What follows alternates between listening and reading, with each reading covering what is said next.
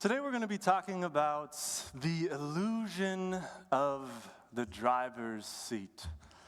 And of course, we're going to start this journey together in a car. And one morning I was driving to work in my office, and I was kind of hit with this moment of insight of like, oh man, my life would just be so much better if I had a truck. For some reason, it hit me in that moment. I could clean out my garage that I've been neglecting. I could finally go get this new patio furniture that I've been wanting. And boy, oh boy, if I just had this truck, life would turn out great. And as Charles Fillmore would say, he says, faith is the perceiving power of the mind linked with the power to shape substance. And that wasn't alive for me at the time, but fast forward to literally just a couple of hours later, I received this phone call. Well, my wife received this phone call from her father. And he's like, I've been thinking, I would like to get rid of my truck. Do you want it? And I'm like, of course we want it. Look at all of the wonderful stuff we can do. And so we talk about it and we try to figure it out and we work on the logistics and we're really happy. We're going to get this new truck. And a couple days go by, he calls us again, and he says, well, you're never going to guess what happens. Well, what happened, Ross?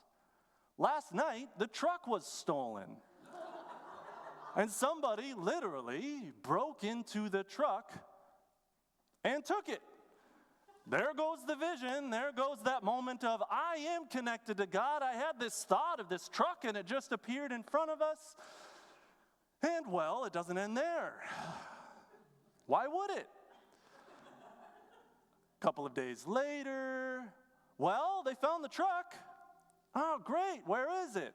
It's in the impound lot, and it's going to cost whatever it costs to get it out, and it doesn't start anymore because they ripped up all the paneling to hot wire it, and okay, we'll just pay to get it out and to get it towed, and we paid, and we got it out, and we brought it over, and okay, well, that's not the end of the story either. Now we got to get that fixed, and they stole out the Cadillac converters. Yeah, so now we've got to get that replaced too. And based by the moan in which I just heard, that isn't necessarily a cheap process. And this is like a super old truck. We're not talking about some, super fancy truck that has all of the doodads. We're talking about early 80s, really old truck that would just sort of help us get the job done. So long short of it is, I wasn't in control of any of that. There is absolutely nothing I could have done to predict, to try to control, to try to determine appropriate next steps.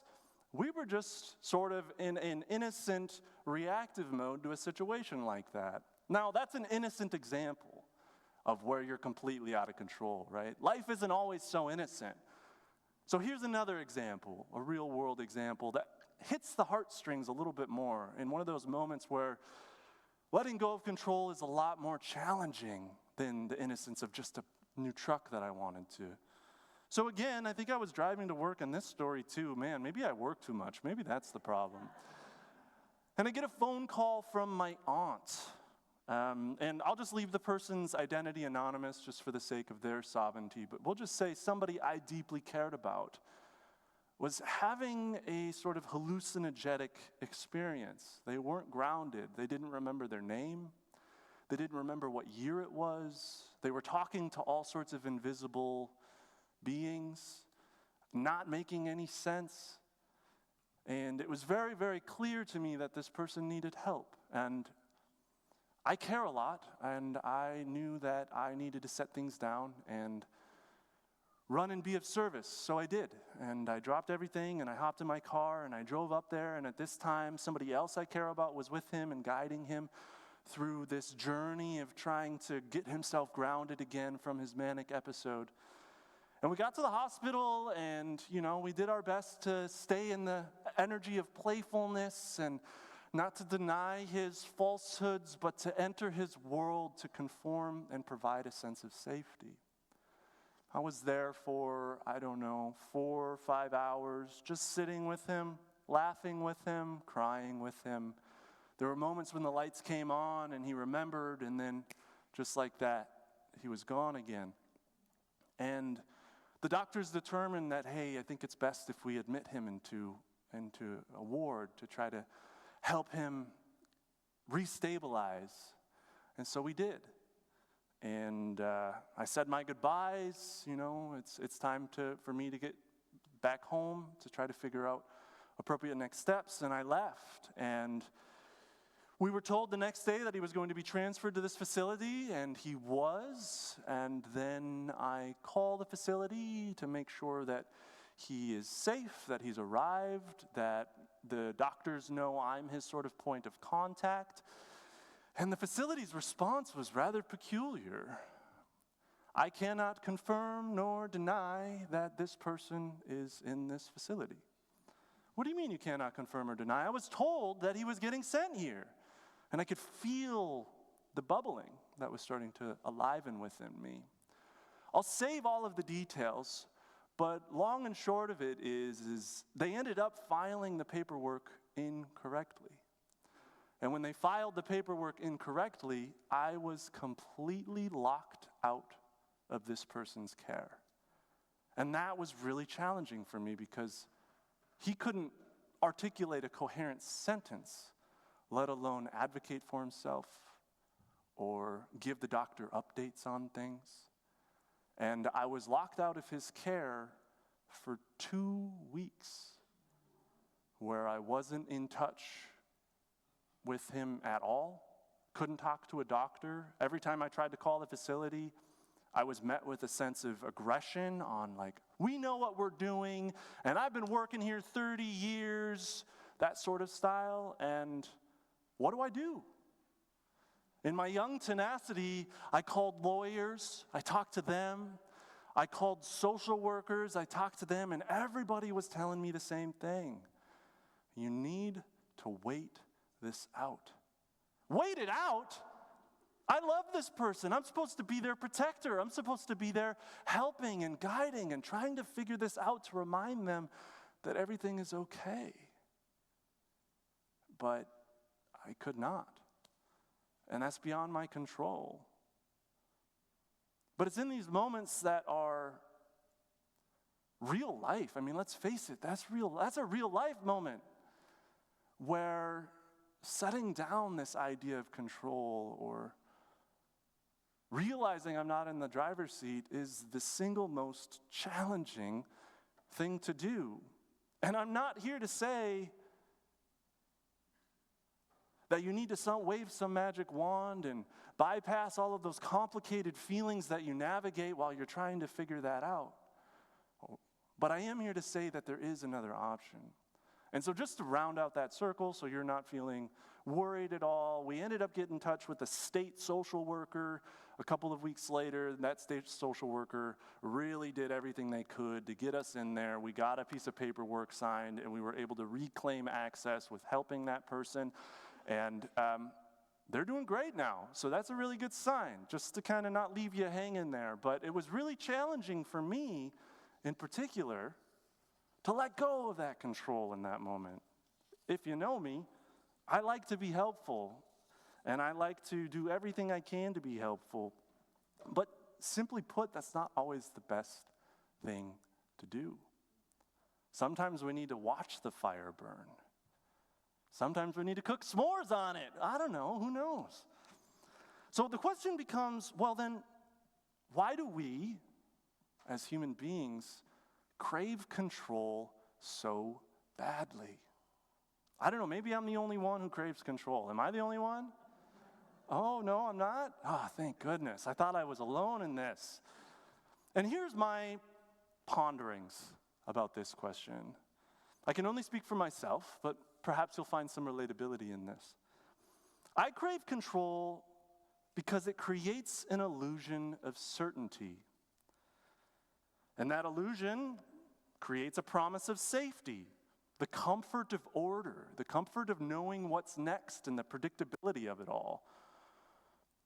And that control whispers if I can manage just this, if I can hold everything together, nothing will fall apart. And more generally, I won't fall apart. Control gives us something tangible to hold on to when life feels uncertain. It helps us avoid the discomfort of not knowing. And a quick plug, I believe next week we have the wonderful Patty giving a lesson specifically on not knowing. So I know you'll join us next week. But control also gives us the feeling that we're steering the ship. And boy, that just feels good. But if we're really honest, if I'm really honest and I assess how control manifests in my life, it actually fills me with exhaustion. Oh, you get it. I hear that. I hear you back there.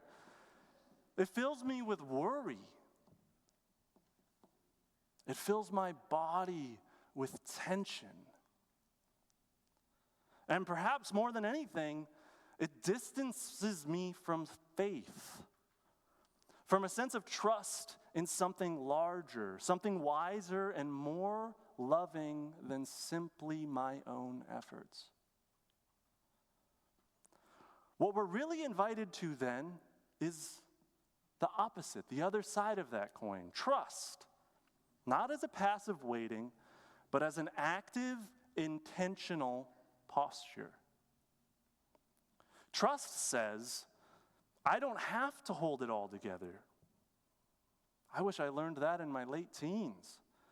I don't have to carry what isn't mine.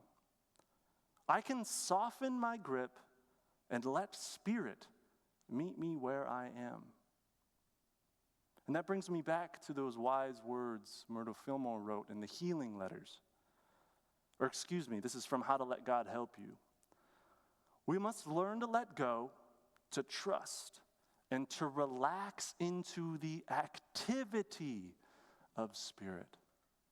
As much as I don't want to admit it, what was going on with that person that I care about, going into that ward, losing control, that was the activity of Spirit working in his life. And here I am, 8 months later, looking where he's at, and I can't help but wonder if that dark moment provided him the ground necessary to stand tall and say, damn it, something needs to change. And I'm grateful for that activity. Trust is courage. Trust is choosing openness over control and having the humility to admit that it's impossible for me to know everything. And I'm just realizing I looked at my wife and I said that, and I don't actually think you feel like you know everything. It's a willingness to release the false comfort of certainty in exchange for a deeper relationship with Spirit. Isn't that what we're all seeking? A deeper relationship with Spirit? And the good thing about a relationship is there's no arrival. Relationships can always deepen and evolve. And I know there are marriages here that have been decades and decades long. How many times has that relationship changed and evolved? I've only been married a year, and I could say that it's changed and evolved over time. And as Rudolf Steiner says, he offers us this simple idea. In every human being, there is a higher being who is waiting for the moment when man will awaken to himself. Trust is that invitation to the wise, wonderful spiritual presence within you. Not just this thing that we're constantly reaching for and seeking approval from, but this thing that says, I am. I am life, I am love, I am wisdom. I am in control. Or not. So let's dive into a different story. As you know, at least I think you know, Unity is a worldwide movement, and we have other Unity churches nearby. We have somebody here who's from Unity of the Valley. a wonderful spiritual community. There's another one, Unity Minneapolis, and we're going to dive into that one because they're going through a transformation right now. About, 20 years ago, they held this vision that they were going to remodel their very aging building. Fast forward to a couple of years ago, they launched a campaign to raise $3 million to accomplish said remodel. They raised all the money.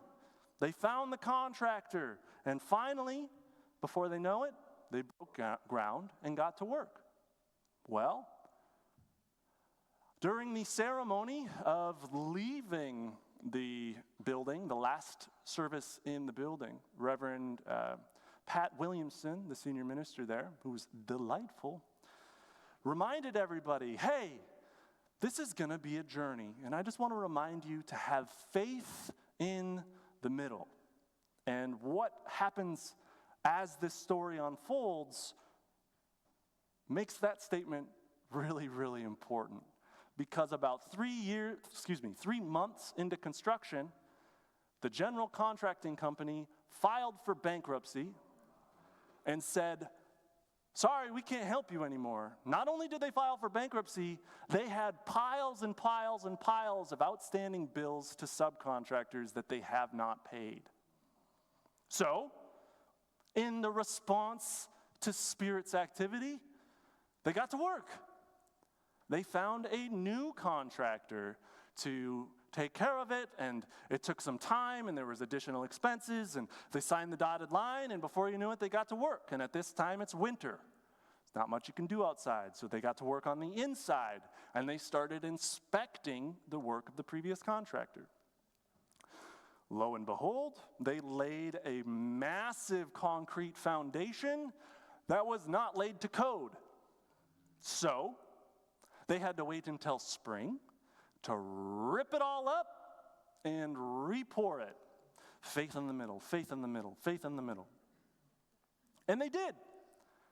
And that's not the end of that story. Then, they're getting into a phase one. They had to adapt the timeline. They weren't going to get everything done on the same timeline, but they also needed to get back in the building because their contract for the renters was expiring. So they adapted the timeline to have a phase one.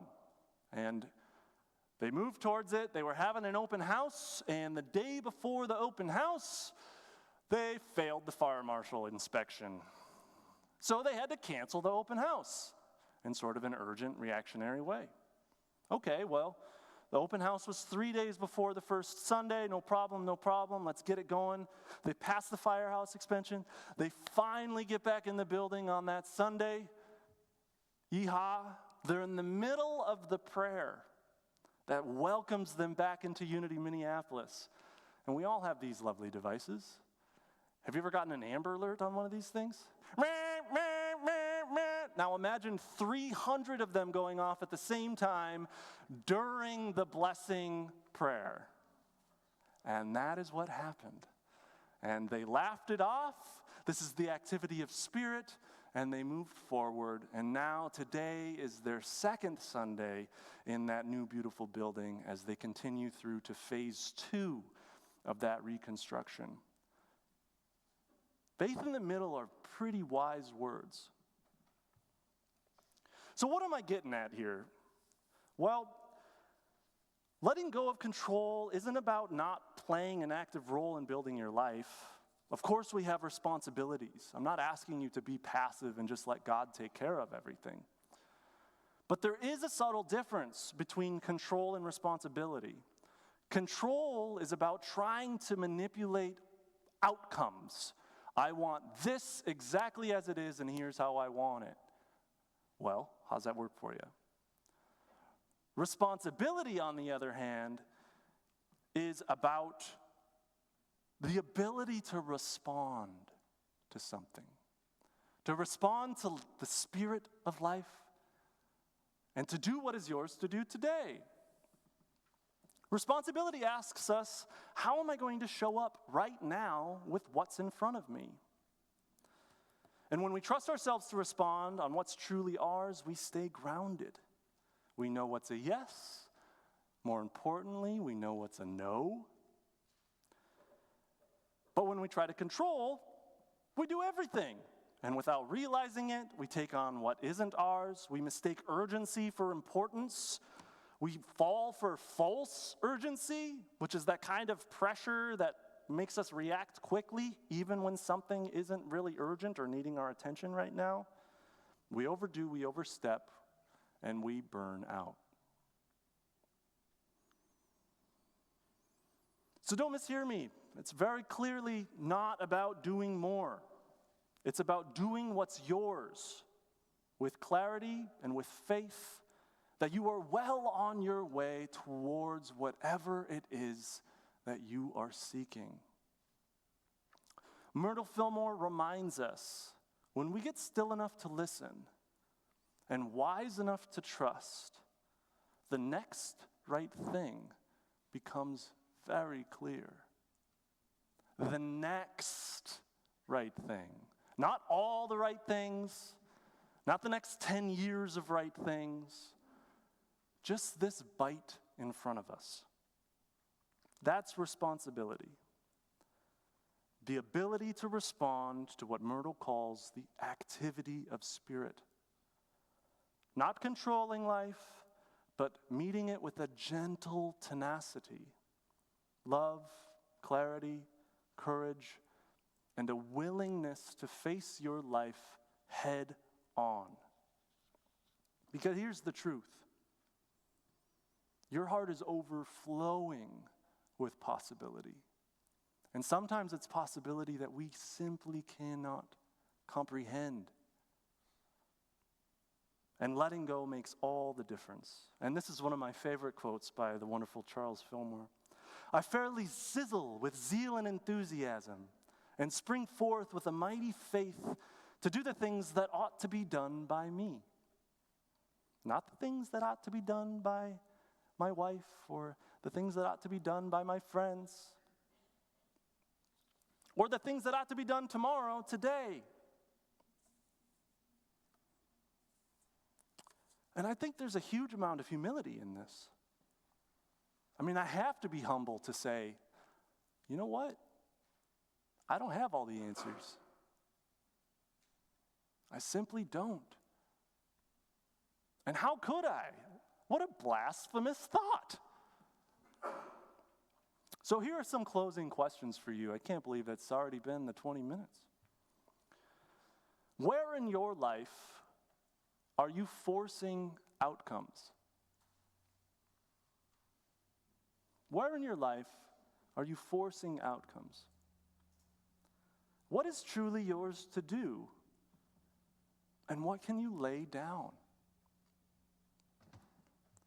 Where is there room for you to trust the unfolding? Even when it's messy, even when it's delayed, even when it's full of uncertainty. Now, I've been a part of this community for 8-ish years, and I've seen some of the stuff this beloved community has gone through. Sometimes being human is just simply hard. Sometimes we feel things that we don't understand, and sometimes all we want is a moment of comfort. I know I've needed that at Unity South, and I've gotten it in tenfold. So if we just take a moment, let's close our eyes and go into a moment of silence and lean into that comfort as we take that courageous step to let go of control. To say, God is steering this ship. This burden was never meant for me. And in that, we take a slow breath. And we can feel the rise and fall of that effortlessness. Nothing to force, nothing to control. Let yourself feel that life, Spirit, is moving right now, even without your managing it.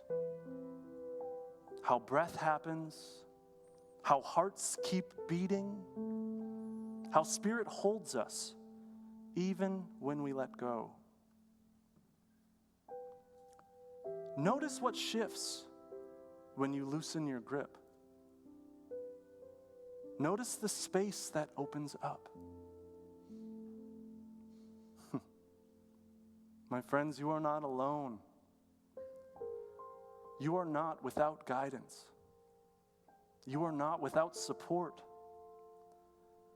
There is wisdom in you, clarity in you, peace within you. Right now, in this gentle moment, let it come forth.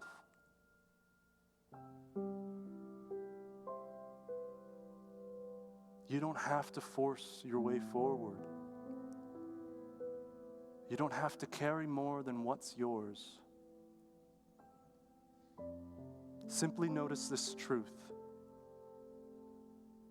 It is possible for you to trust what's unfolding. And from this deeper place, together we affirm, repeat after me, I let go of control. I embrace responsibility. And I trust the unfolding path.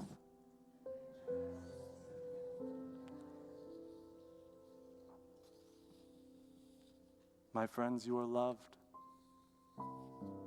You belong here.